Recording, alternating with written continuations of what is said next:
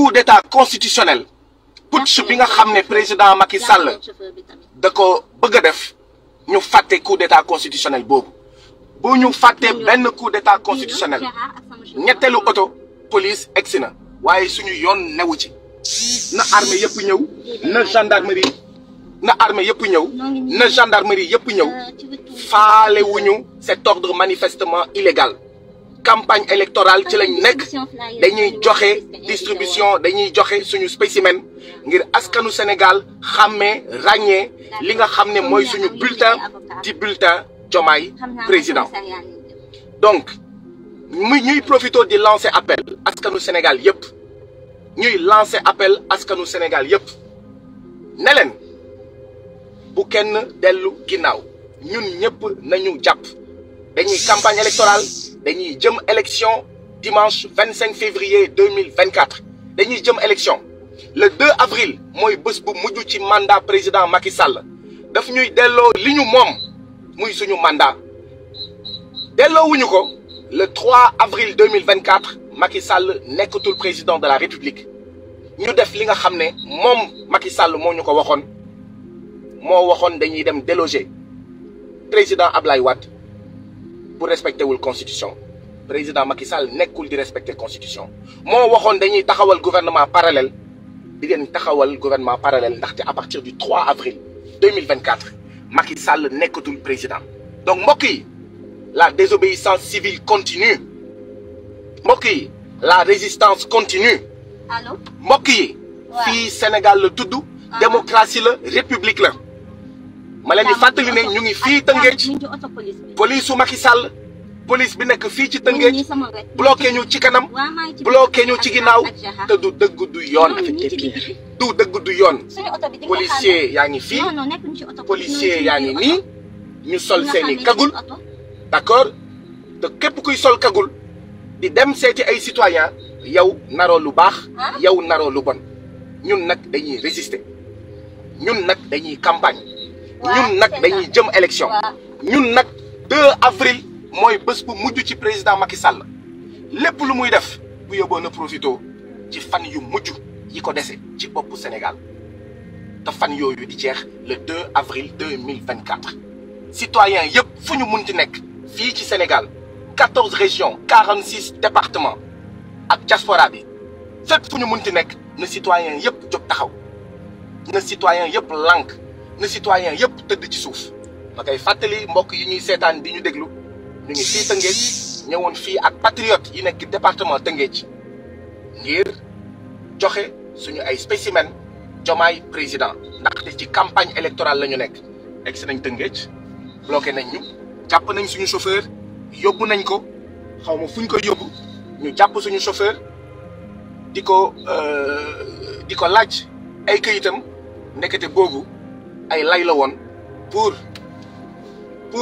ñu téye ñu fii le temps que renfort yi agsi loolu mooy lu am fii Tëngéej mooy lu bees ñu koy ñaawlu ba fu ñaawlu yem di wax ne kuy woote dialogue doo doxalee nii kuy woote dialogue doo doxalee nii kuy woote jàmm doo doxalee nii kuy woote xawma pacification doo doxalee nii léegi nag ñun ñu ngi fii suñu oto dañoo bougé wul dañoo génnul ci oto bi ñuy xaar nag ñoom lu ñu bëgg fii la ñuy toog suñu oto ndax dañuy toj oto bi nañ ñu ko wax ndax dañuy gazé oto bi nañ ñu ko wax waaye fii ci oto bi la ñuy toog ba ñu wax ñu ñoom lu ñu bëgg waaw waaye jaay doole bi dafa war a jeex tappale bi dafa war a jeex raytan pour président Macky Sall gën fee yàgg xool à quelle sauce il va nous manger loolu dafa war a jeex. Donc, nous sommes ici dans le département de Rufisque. Nous sommes ici dans le département de Rufisque, où nous sommes venus prêter main forte aux patriotes du département de Rufisque, dans le cadre de la campagne électorale en vue de l'élection présidentielle du dimanche 25 février 2024. Nous sommes venus prêter main forte aux patriotes de Rufisque, ici au Sénégal, pour distribuer les spécimens de notre candidat, Bassirou Diomaye Diakhar Faye, choisi par le président Ousmane Sonko et Pastef dans la perspective de l'élection présidentielle du dimanche 25 février 2024. Eh bien, arrivé ici à Rufisque, vous avez vu les images. Il y a une voiture de police devant notre voiture. il y a une voiture de police derrière notre voiture. Nous sommes encerclés. Ils ont arrêté notre chauffeur. Nous sommes ici dans notre voiture, bloqués, encerclés par la police. Et ça, c'est tout simplement illégal. C'est illégal parce que nous avons le droit de battre campagne, de faire campagne électorale. C'est illégal parce qu'il y a eu un recours qui a été déposé au niveau du Conseil constitutionnel du Sénégal pour dénoncer la loi votée à l'Assemblée nationale, qui est une loi anticonstitutionnelle, qui est une loi contraire à la Constitution, qui en fait consacre un coup d'État du président Macky Sall.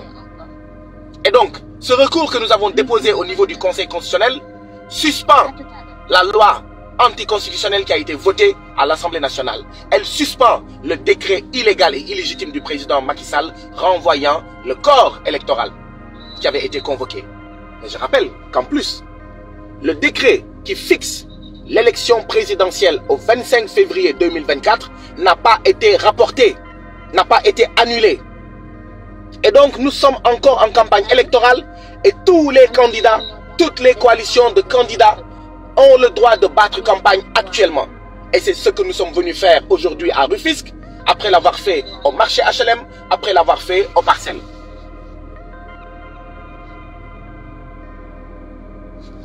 Nous sommes donc encerclés par 4 voitures de police. Il y en avait 2. Maintenant, nous sommes encerclés par 4 voitures de police. Et cet encerclement est illégal. Les citoyens sénégalais ont le droit d'aller et venir partout sur le territoire national. Mais deuxièmement, nous sommes en campagne électorale. Nous avons le droit de parler avec les populations, de les habituer à la couleur de notre spécimen, de notre bulletin de vote. Et c'est ce que nous sommes venus faire ici. Donc cela est tout simplement illégal.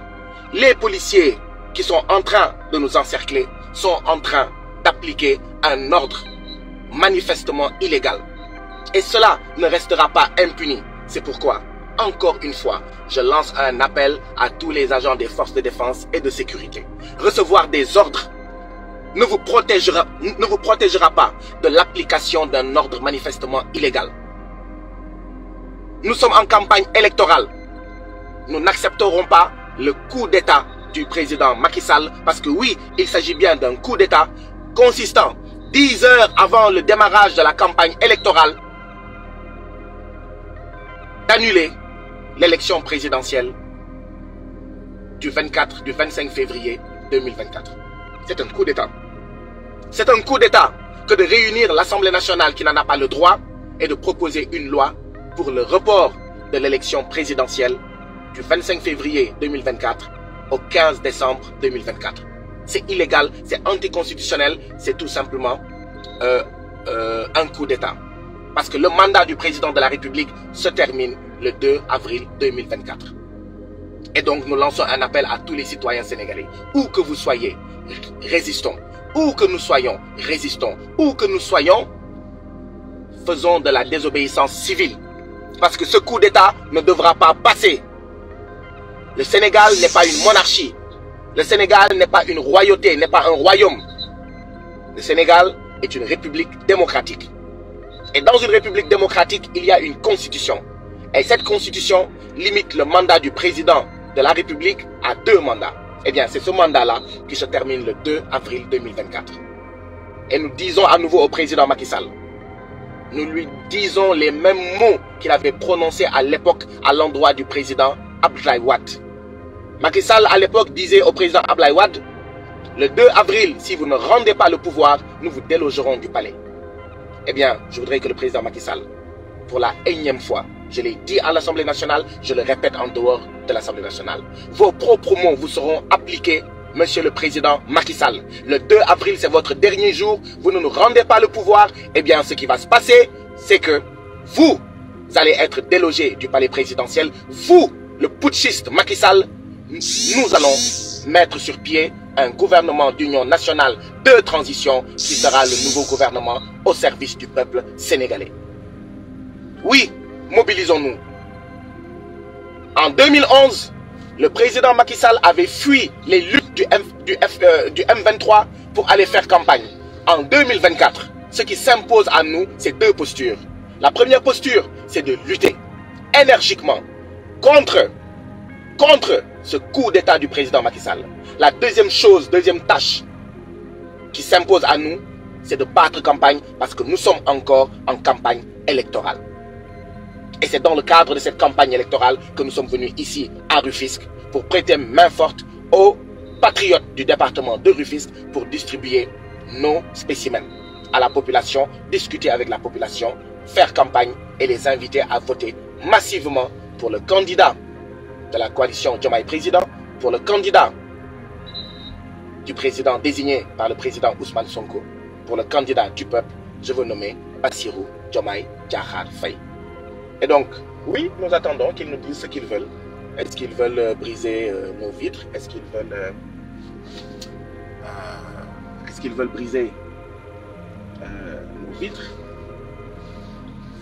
Est-ce qu'ils veulent briser nos vitres? Est-ce qu'ils veulent nous gazer? Eh bien, nous sommes dans cette voiture pour l'instant. Nous attendons. Voilà. Donc, voilà le message que nous avions à vous donner. Nous sommes ici à Rufisque, encerclés par 4 voitures de police, encerclés par des policiers qui appliquent un ordre manifestement illégal. Mbokk yi ñu ngi fi ba léegi Tëngéej waaw ñu ngi fi ba léegi Tëngéej ñaari autopolice moo fi nekkoon ci ndorteel bi léegi ñeenti autopolice moo fi nekk waaye suñu baat ca kaw na armée yëpp ñëw lii Macky Sall di leen di defloo du dëgg du yoon ndax ci jamono campagne la ñu nekk na gendarmerie yëpp ñëw lii président Macky Sall di leen di defloo fii ci Tëngéej wër suñu oto du dëgg du yoon na police yëpp ñëw na police yëpp ñëw lii ñuy defloo mais police fii ci Tëngéej du dëgg du yoon donc lii moo doon suñu kàddu il faut écrire quelque chose sur X. Voilà lii moo nekkoon suñuy kàddu mbokk yi